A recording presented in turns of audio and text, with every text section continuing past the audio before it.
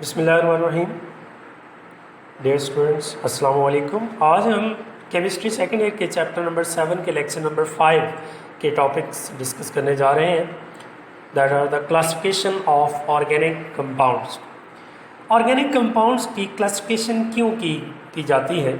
Actually organic compounds की wide variety की वजह से हम इनको क्लासिफाई करते हैं ताकि हम इनकी प्रॉपर्टीज़ को अच्छे तरीके से स्टडी कर सकें। तो बुनियादी तौर पर दो मेन क्लासेस हैं ऑर्गेनिक कंपाउंड्स की, that are open chain and close chain.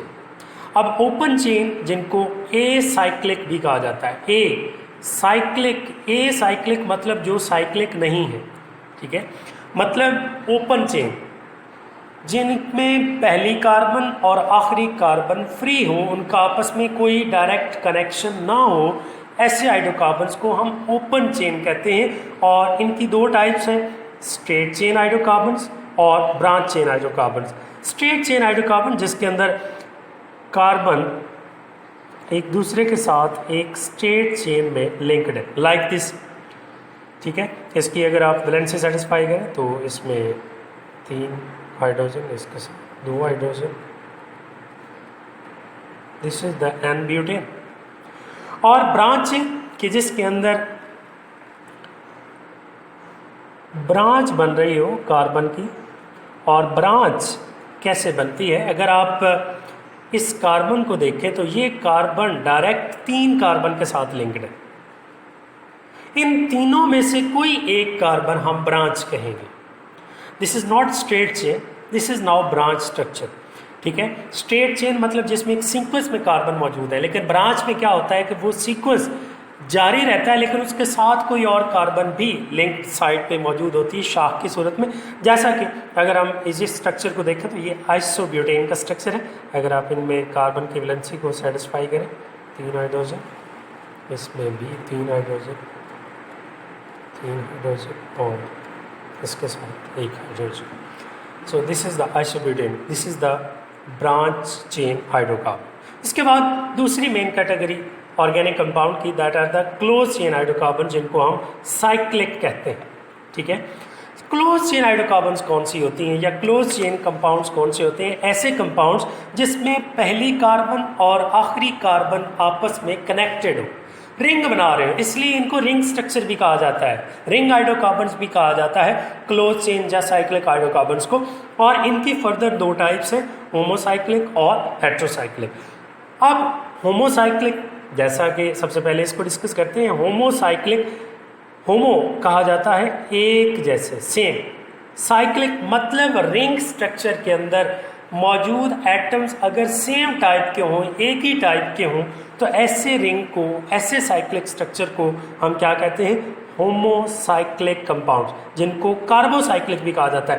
Carbocyclic क्यों कहा जाता है? क्योंकि रिंग के अंदर सिर्फ कार्बन एटम्स मौजूद होते हैं, ठीक है। मतलब बन रिंग रहा है लेकिन उस रिंग के अंदर कौन से एटम्स मौजूद हैं? सिर्फ और सिर्फ कार्बन के एटम्स जो है वो एक दूसरे के साथ जुड़े हुए हैं, इसलिए इनको होमोसाइक्लिक या कार्बोसाइक्लिक कंपाउंड्स कहा जाता है। और इन होमोसाइक्लिक कंपाउंड्स की फिर फर्दर 2 टाइप्स, एलिसाइक्लिक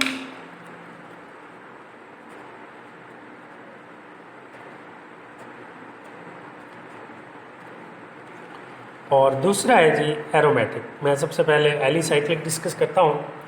एलिसाइक्लिक जो कि हैं तो होमोसाइक्लिक मतलब एक ही किस्म के एटम्स के ऊपर मुश्तमिल रिंग्स हैं, लेकिन इनमें बेंजीन नहीं है। और इसकी प्रॉपर डेफिनेशन कुछ यूँ बनेगी, alicyclic compounds are those homocyclic compounds which contain 3 or more than 3 carbon atoms in a ring but not benzene, ठीक है। बेंजीन के अलावा जितने भी रिंग स्ट्रक्चर हैं जिसमें सिर्फ कार्बन एटम मौजूद है, उनको हम एलिसाइक्लिक कहते हैं। मैं चांदी के एग्जांपल के जरिए इसको क्लियर करता हूँ, लाइक दिस स्ट्रक्चर। इसमें रिंग बन रहा है 3 कार्बन का, और ये 3 कार्बन एक दूसरे के साथ लिंक्ड है, और इसको साइक्लोप्रोपेन कहते हैं। हर कार्बन की वैलेंसी को सेटिस्फाई करें तो कुछ यूँ स्ट्रक्चर बनेगा। इसी तरह से ये हमारे पास 4 कार्बन का एक रिंग है और इसको हम साइक्लोब्यूटेन कहते हैं। इसमें इसकी वैलेंसी को सेटिस्फाई करें तो इसी तरह साइक्लोपेंटेन है, साइक्लोहेक्सेन है। These are all alicyclic compounds.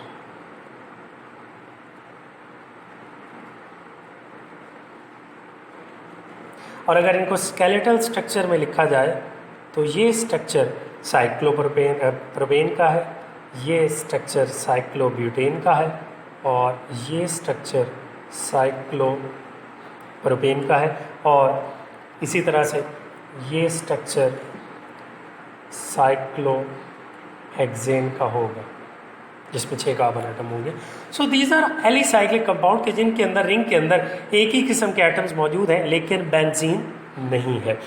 उसके बाद इसकी दूसरी category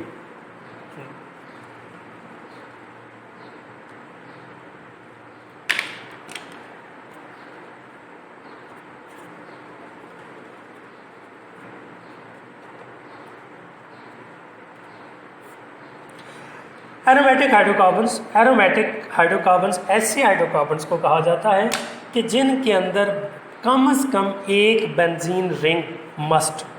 the hydrocarbons homocyclic hydrocarbons which contains one benzene ring at least. इसमें बजाते खुद बेंजीन रिंग भी शामिल है तो इसको हम कहते हैं aromatic. This is the structure of benzene,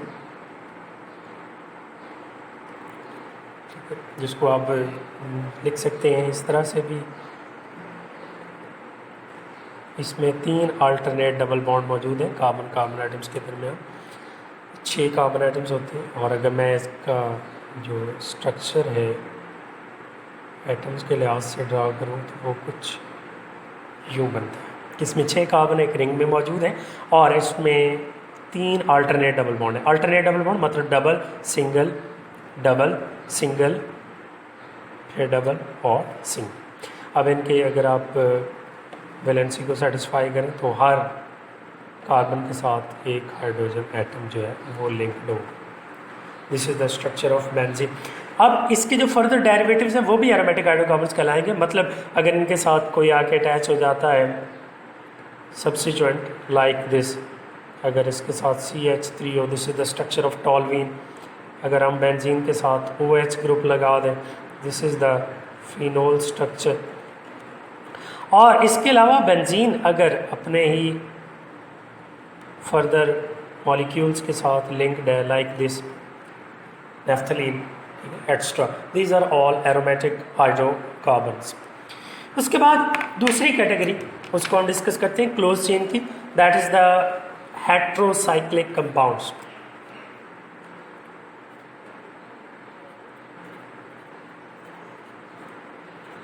जैसा कि नाम से जाहिर है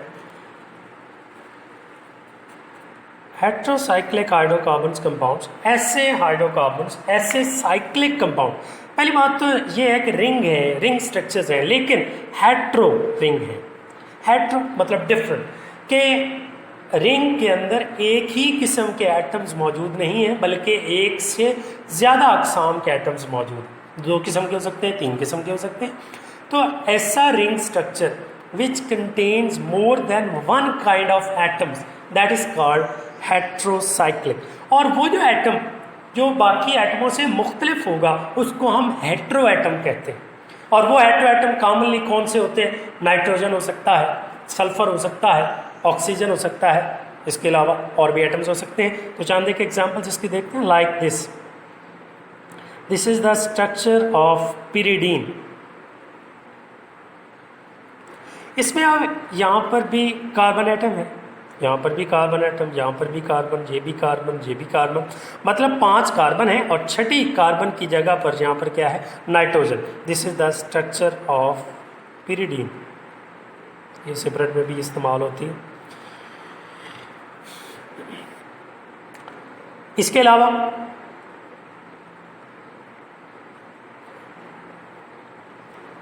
अगर हम फ्यूरॉन के स्ट्रक्चर को देखें तो उसमें यहाँ पर भी कार्बन, ये भी कार्बन, ये भी कार्बन, 4 कार्बन, जबकि पांचवा एटम जो है वो कार्बन की बजाय क्या है, oxygen. This is the structure of furan. और इसके अलावा थायोफीन का structure,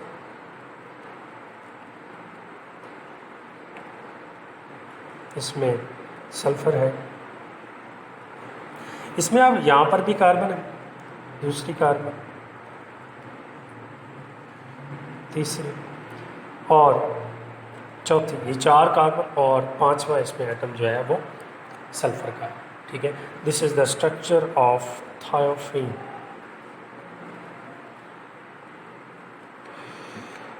this is all about the classification of organic compound.